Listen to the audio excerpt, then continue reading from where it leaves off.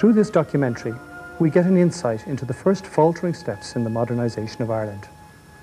The names most associated in the public mind with this period are Whitaker and Lamass, but there is a third giant, Bill Walsh, and he appears briefly at the end of this documentary. Some years ago, shortly before he died, Walsh said to me he wouldn't like to be considered a hero of Irish design. That would be distasteful, he said, but Walsh was a hero. He it was who brought the Scandinavian Design Report to Ireland, which set the agenda for Irish design for decades to come. Walsh too established Kilkenny Design Workshops and brought it to Kilkenny.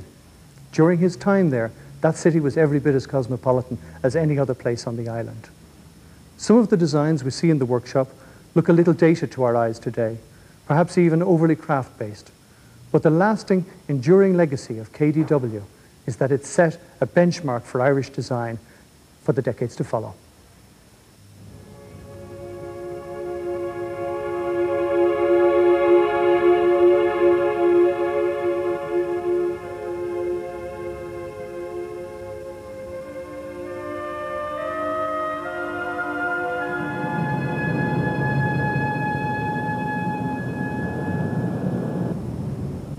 This story could begin in any Scandinavian country. It starts in Stockholm. Some years ago, the Irish Export Board set up a commission of experts from Scandinavian countries, small countries with big exports. The commission was to report on the state of industrial design in Ireland and on the findings of the commission, findings that were often unflattering and which were published. The board decided that if Ireland seriously intended to succeed in world markets, then the standard of design must be raised. So the Kilkenny Design Workshops were started.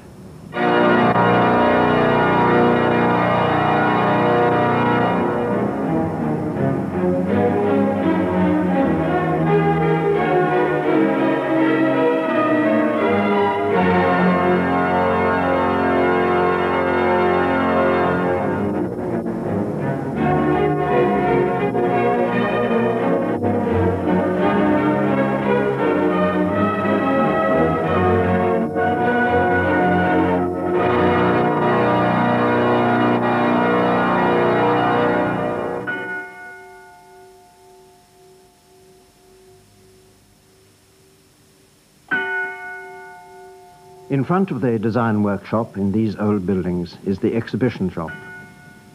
Visitors, at the average 200 daily, often want something to take away, and so the workshops buy back some of the products they've designed from the manufacturers. This silver teapot is part of a set. There's also a cream jug and a sugar bowl which go with it. You can, of course, purchase any of the items by themselves. I think if you look at it, you'll appreciate the very fine craftsmanship in it. It is, of course, pure sterling silver and it's hand-wrought. It's got the hallmark on the bottom. This was once the stable yard of the Earls of Ormond. Now, stables and lofts and grooms' quarters have been turned over to the designers and prototype workers by the Export Board. Very little is actually manufactured here, but prototypes are made from the designs and they're submitted to buyers and manufacturers. It's a question of designing the best possible products in the household range, having regard to usability, appearance, machining technique, and cost. A design that fails in any of these respects is not a good design. Sometimes special single jobs are commissioned, such as the colour styling and lettering design of the post office vans. This was done by Damien Harrington, who specialises in packaging.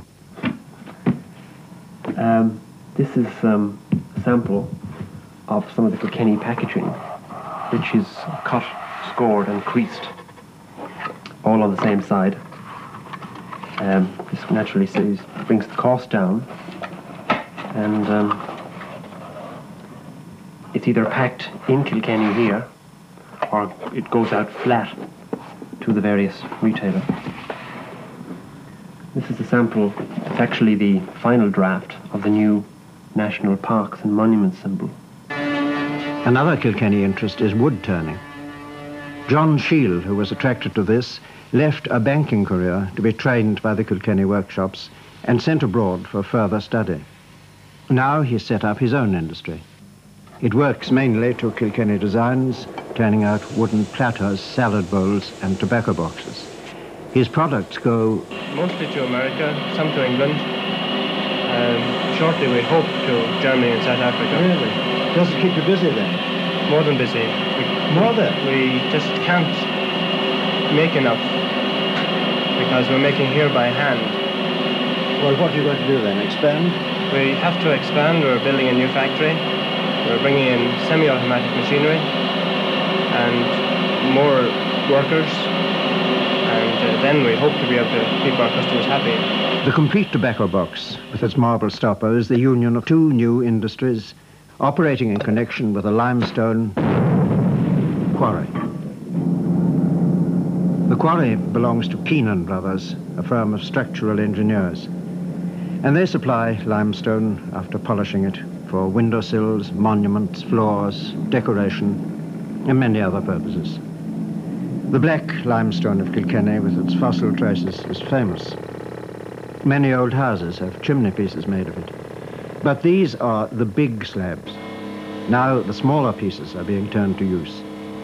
Kilkenny Marblecraft, formed to use them, was given ideas by the design workshops, and out of the small pieces they make bowls and ashtrays in the native stone.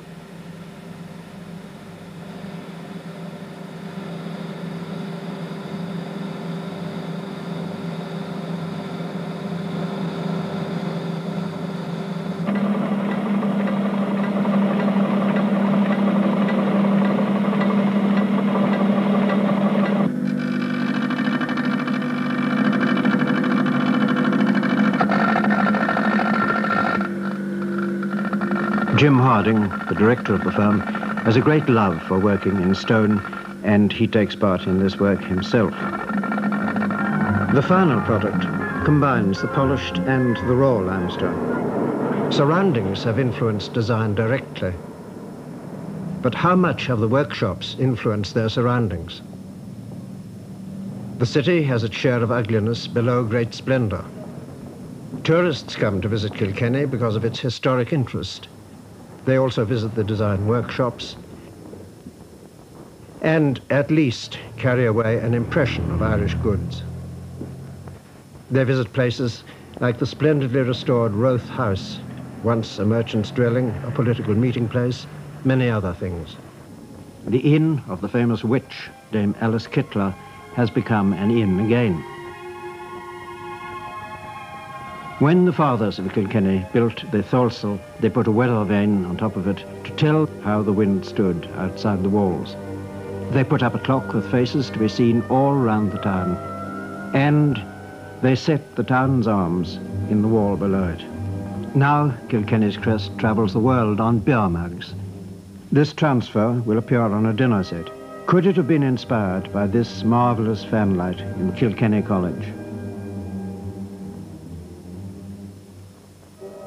Is it too much to suppose that this 12th century arch may have engaged the subconscious of a designer and been stylized in the workshops like this?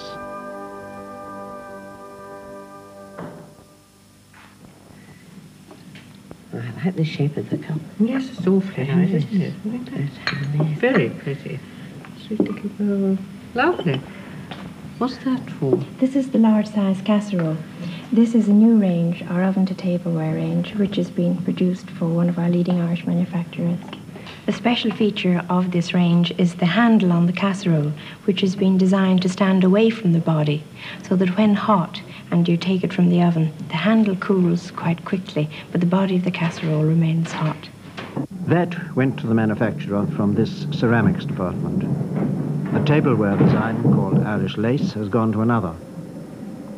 The designer's idea was brought to strict working terms by the draftsman.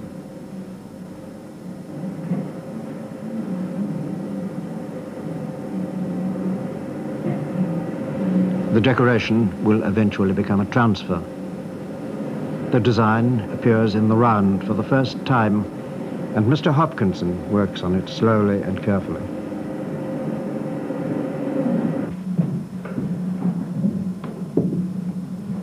The handle will fit like this, exactly as designed.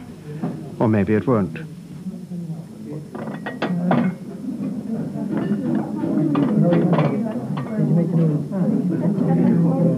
break fills the staff room twice a day. Everyone meets here. It's one of the things about Kilkenny Design Workshops.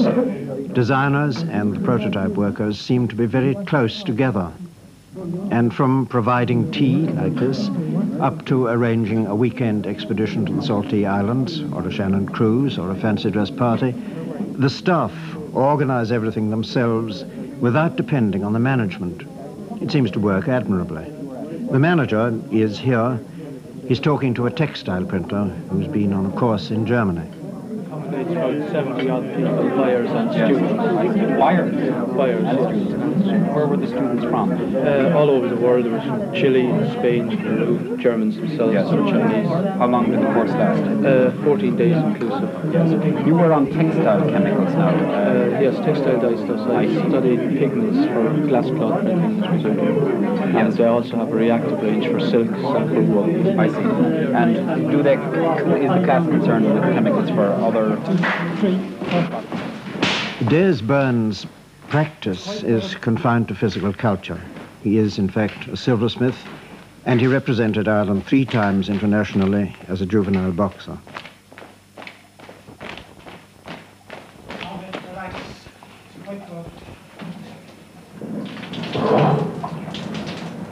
Good night, John. Good night. Don't be late in the morning. I won't. See you in the morning. In the morning. Morning in the textile printing shop, where Harold Bailey works with 2 assistants. The designs are printed through silk screens onto linen. These are intended as tea cloths, but many people think they're too good for that, and they use them as wall hangings. Those designs are treatments of an Irish illuminated manuscript. New ones are frequently made. When the next color is added, the round of printing begins again.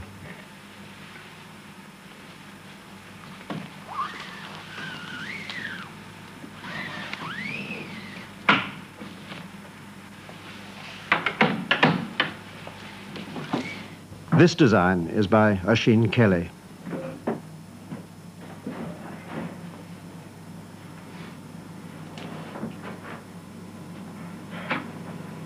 Kelly is an all-round man.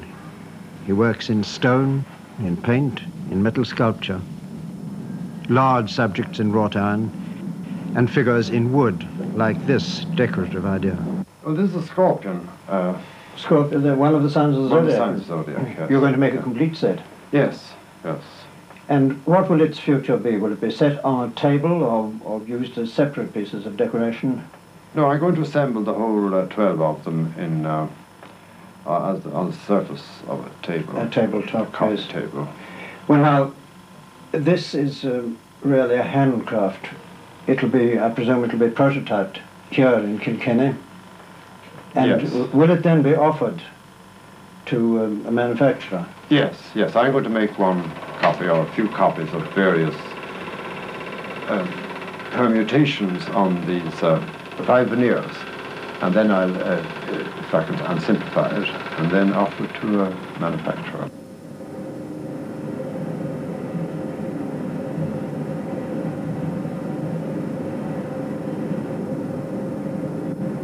Among Kilkenny Design products produced by many firms, the outstanding success is in textiles. In its 4th year of operation, Kilkenny Design Textiles were bringing in £350,000 a year. 15, 10. The prototypes are made on these hand looms. 15, 10. Left and right. When do you expect to have this range ready? About midday tomorrow. Excellent. That's fine. Thank you.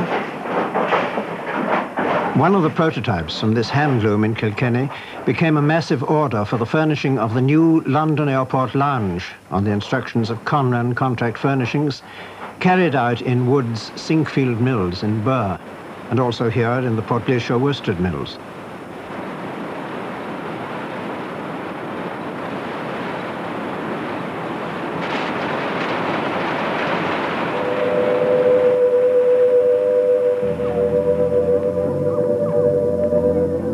When the 200 workers in this factory leave for lunch, much the same thing is happening in Kilkenny. But in Kilkenny, there are people who go back to something different once a week. The apprentice silversmiths employed in the design workshops and elsewhere in what is becoming a city of silversmiths.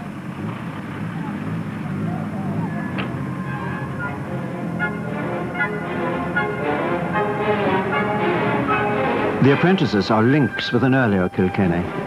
As in old days, they're still indentured to their masters to serve their time. But they also get instruction outside the workshops once a week in the technical school.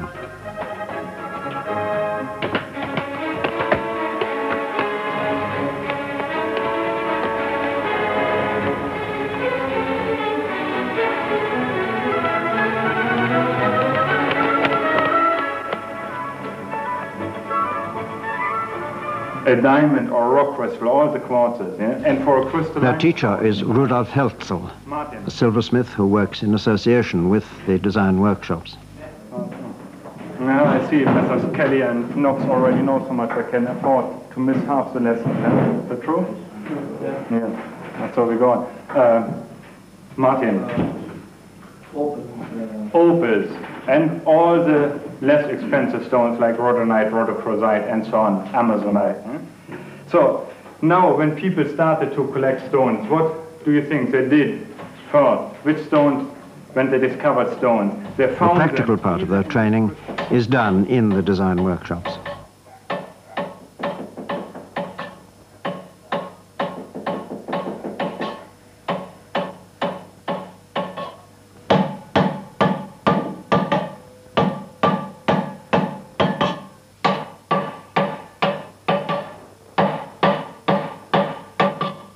Franz Josef Bethe is the goldsmiths and silversmiths workmaster, a title that's another link with the past. He's also the designer in this area. He was trained in Dusseldorf and worked in Zurich before coming here. In 1968, he won the De Beers Diamond International Award for a head ornament of gold and diamonds made here. Franz Bethe's assistant is Markus Hilber from Switzerland.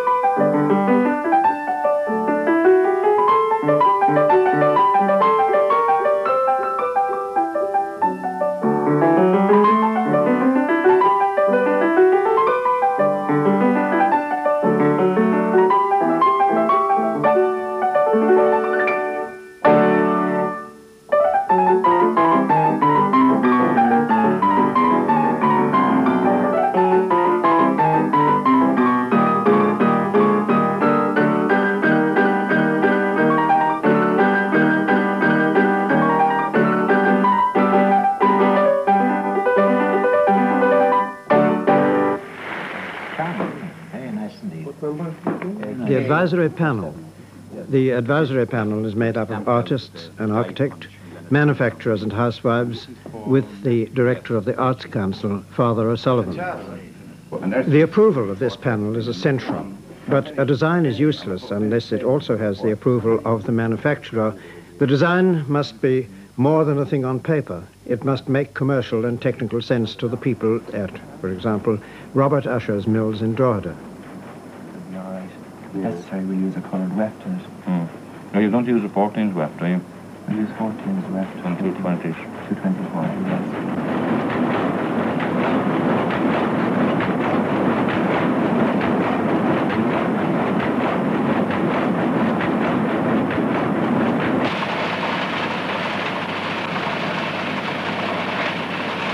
In County Kerry, the mill-owning family of Edie manufactured conventional products, but now they've undertaken Kilkenny Designs. They have graded us up a long way in design, in colour, and in quality, that we're now, since we've got in with Kilkenny for the last 3 years, we're selling much more abroad, and any extension of our sales abroad is based on Kilkenny.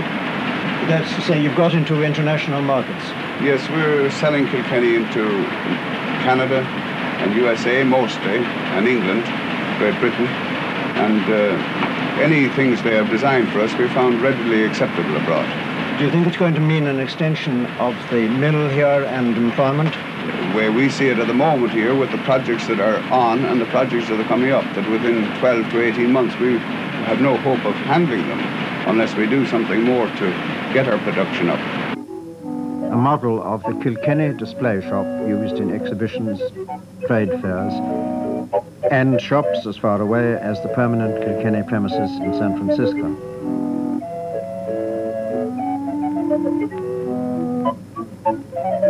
The chairman of the Kilkenny Design Workshops is William Walsh.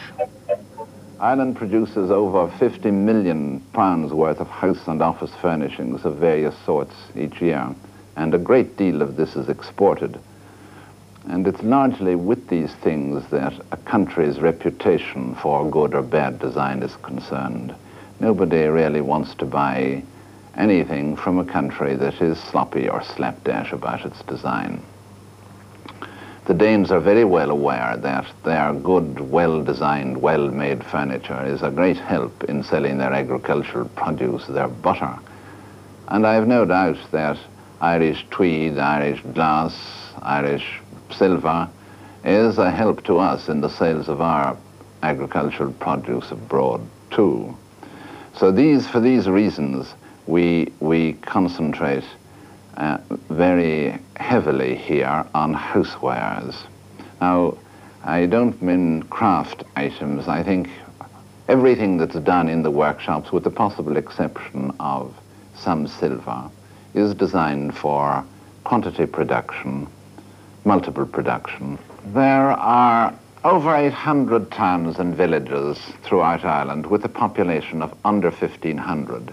Nearly all of them would greatly benefit from a manufacturing plant that would profitably employ, say, 10, 20, or up to 50 people on something that they would take a pride in making. And there is nothing to prevent a small concern being thoroughly efficient and competitive. These old buildings that hold the design workshops once were stables, coach houses, and grain stores.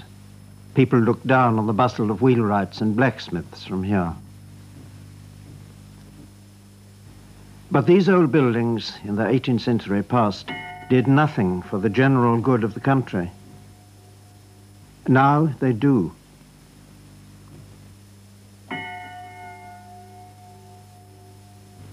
These old roofs cover what seems to be a happy place. These old cobblestones are young again. Into these old walls was built an ancient enigmatic face. Its origins are lost. Now they hold the young. Youth and experience work together inside these old walls, and something good is advanced every time the clock strikes.